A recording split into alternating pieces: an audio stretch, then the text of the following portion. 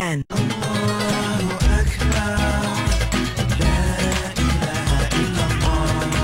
Sholat istikharah itu bukan hanya untuk yang minta jodoh aja sebenarnya. Pokoknya minta yang baik-baik pilihan terhadap sesuatu. Minta dimantapkan hatinya ya. Itu dia. Ya sekarang langsung aja kita mantapkan hati untuk melihat liputan tentang sholat istikharah. Ini dia. Ya.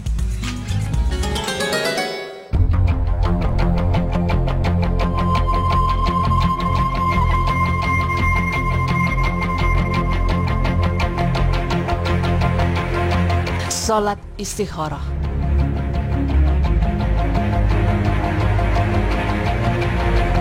Pemirsa, dalam sebuah kehidupan pasti tak luput dari yang namanya pilihan, baik pilihan baik atau yang buruk sekalipun. Tapi tak menyangkal, seringkali kita dibuat bingung akan pilihan tersebut. Ya, hidup dalam bayang-bayang di antara dua pilihan memang membuat pikiran menjadi tidak fokus. Selain meminta petunjuk dari orang-orang terdekat, bagi umat muslim ada yang menjadikan sholat sebagai petunjuk utamanya.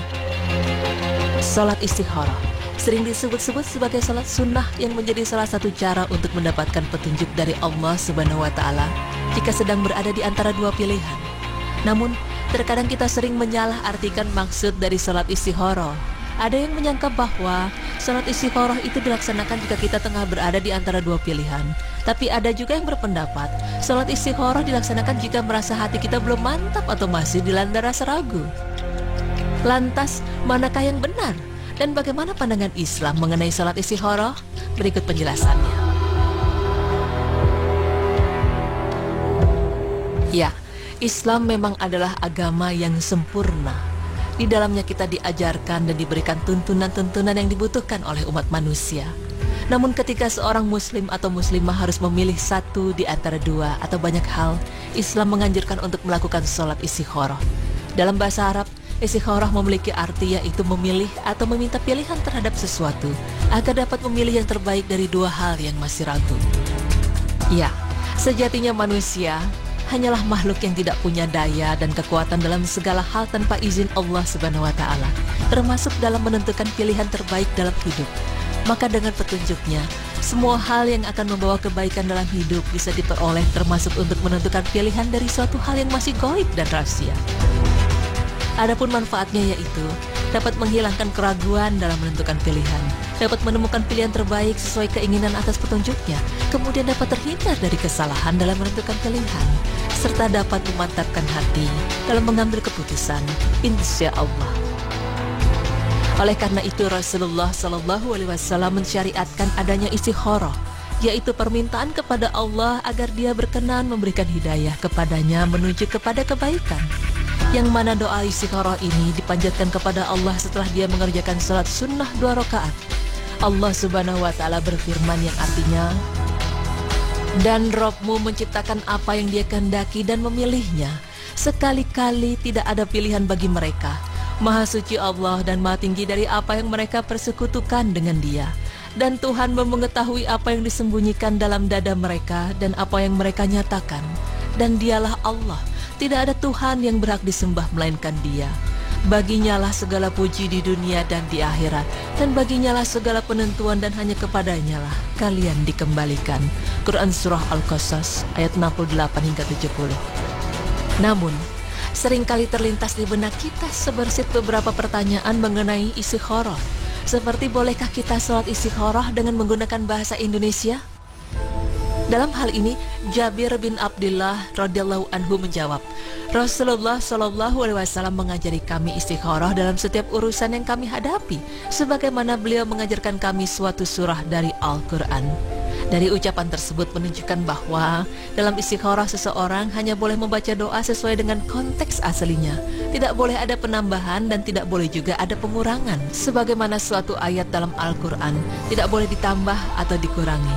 Demikian halnya dengan doa istikharah. Barang siapa yang berdoa dengan terjemahannya, maka dia tidak teranggap melakukan istikharah. Akan tetapi dia hanya dianggap sedang berdoa kepada Allah. Muhammad bin Abdullah bin Al-Hajj Al-Maliki rahimahullah dalam Al-Madkhal 4:37 hingga 38. Lantas jika umat muslim yang tidak hafal dengan bacaan Al-Quran salat istikharah, bolehkah kita salat sambil membaca doanya dari sebuah buku? Menurut beberapa pendapat, bagi siapapun yang ingin melaksanakan sholat istikharah, hendaknya ia berusaha semaksimal mungkin untuk menghafalnya. Namun, jika ia tidak sanggup, maka Allah Subhanahu wa Ta'ala tidak akan membebani seseorang kecuali dengan kemampuannya. Dan dalam keadaan seperti ini, ia diperbolehkan untuk membaca doa dengan melihat kepada kitab atau catatannya. Jika engkau menghafal doa istikharah atau engkau membacanya dari kitab, maka tidak ada masalah. Hanya saja kamu wajib bersungguh-sungguh dalam berkonsentrasi dan khusyuk kepada Allah serta jujur dalam berdoa. Fatwa Al-Lajnah Ad-Daimah 861. Selain itu, seringkali orang-orang melaksanakan sholat istikharah di waktu malam hari dan terkadang melaksanakannya di waktu yang terlarang untuk sholat. Tapi menurut pandangan Islam, sholat istikharah dapat dilakukan kapan saja, tapi tidak di waktu yang terlarang. Namun jika sholat istikharahnya masih bisa ditunda hingga keluar dari waktu yang terlarang, maka inilah yang lebih utama dia kerjakan. Akan tetapi, jika sholat istikharah ini tidak bisa diundur atau dia dibutuhkan saat itu juga, maka dia boleh mengerjakannya saat itu juga walaupun pada waktu yang terlarang. Karena jika sholat istikharah itu dibutuhkan secepatnya, maka jadilah dia sholat sunnah yang disyariatkan karena adanya sebab. Seperti tahiyatul masjid, sholat sunnah wudu, dan semacamnya. Namun, ada baiknya sebelum melaksanakan sholat istikharah, kita mengosongkan hati dari kecondongan kepada salah satu urusan atau tidak berpihak kepada satu pilihan. Dan hendaknya dia melepaskan diri dari semua pilihan tersebut, serta betul-betul pasrah menyerahkan nasibnya dan pilihannya kepada Allah Ta'ala. Jika seseorang sudah sholat istikharah 2 rakaat untuk suatu urusan, maka setelah itu hendaknya dia mengerjakan urusan yang dia ingin kerjakan, baik hatinya lapang atau tenang dalam mengerjakan urusan itu ataukah tidak. Karena pada urusan tersebut terdapat kebaikan walaupun mungkin hatinya tidak tenang dalam mengerjakannya. Dan beliau juga berkata, karena dalam hadis Jabir tersebut tidak disebutkan adanya kelapangan atau ketenangan jiwa. Sabaqat Asy-Syafiyah Al-Kubra 9206. Pemirsa, jika ia sudah melaksanakan sholat istikharah tapi hati masih terasa ragu-ragu atau belum mantap, maka ia diperbolehkan untuk mengulangi sholat istikharah. Karena istikharah merupakan doa, dan di antara kebiasaan Rasulullah dalam berdoa adalah mengulanginya sebanyak 3 kali. Selain itu, sholat istikharah disyariatkan karena adanya sebab, dan selama sebab itu masih ada serta belum hilang, maka tetap disyariatkan mengerjakan sholat ini. Pemirsa beriman, dalam mengerjakan sholat istikharah tentu memiliki beberapa syarat tertentu, seperti harus membacanya dengan ayat Al-Quran, bahkan jika tidak hafal diperbolehkan untuk sambil membaca buku. Hidup di antara 2 pilihan memanglah tidak mudah, karena kita harus memutuskan apa yang terbaik untuk kehidupan kita ke depannya. Dan jika tidak ingin salah langkah, maka ada baiknya untuk meminta petunjuk kepada Allah Subhanahu wa Ta'ala agar diberikan jawabannya dengan cara sholat istikharah. Dan semoga dengan informasi ini dapat menambah pengetahuan serta wawasan Islam kita. Insya Allah, amin ya rabbal alamin.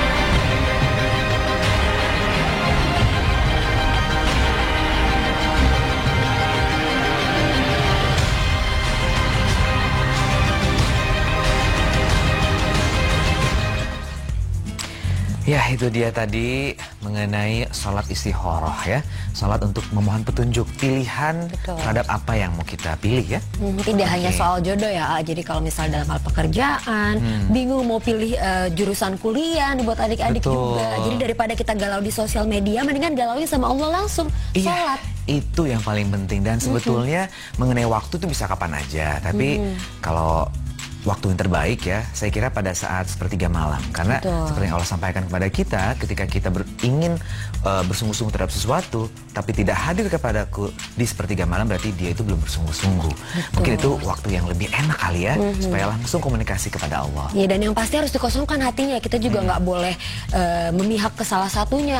Benar-benar harus berpasrah biar Allah yang memilihkan. Atau jangan bergantung ke mood juga. Iya. Misalnya, oh moodnya lagi. Gimana sih pengalamannya sih? Pengalaman dari teman Zizi waktu itu, waktu pas berdoa itu gimana kalau moodnya lagi nggak enak ya akhirnya jadi sugesti akhirnya, ternyata Allah ngasihnya kayak gini, padahal belum tentu itu jawaban dari Allah kan? Iya, betul sekali. Dan setelah ini kita akan membahas tentang sisi lain kota Taif. Jadi ini liputannya Zaskia Meka. Oke, kita akan lihat ya. Dan kemana-mana tetap di Berita Islami Masa Kini.